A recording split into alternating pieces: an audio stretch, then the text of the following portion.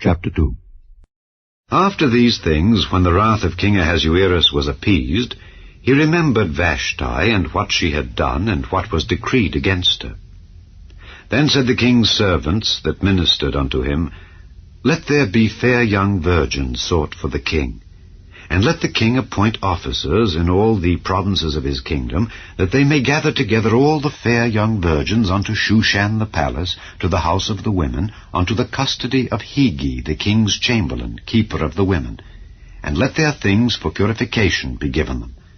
And let the maiden which pleaseth the king be queen instead of Vashti.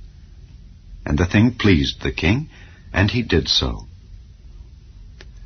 Now in Shushan the palace there was a certain Jew whose name was Mordecai, the son of Jair, the son of Shimei, the son of Kish, a Benjamite, who had been carried away from Jerusalem with the captivity which had been carried away with Jeconiah king of Judah, whom Nebuchadnezzar the king of Babylon had carried away.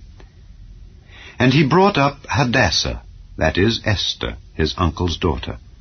For she had neither father nor mother, and the maid was fair and beautiful, whom Mordecai, when her father and mother were dead, took for his own daughter.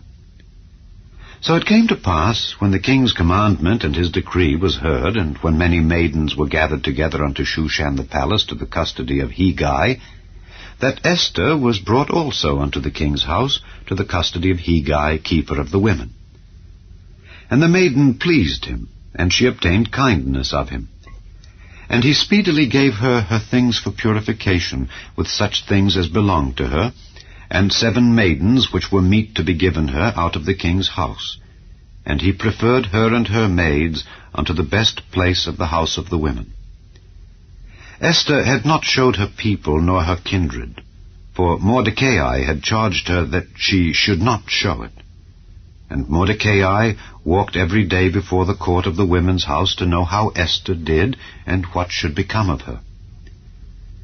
Now when every maid's turn was come to go in to King Ahasuerus, after that she had been 12 months according to the manner of the women, for so were the days of their purifications accomplished, to wit, 6 months with oil of myrrh, and 6 months with sweet odors, and with other things for the purifying of the women, then thus came every maiden unto the king.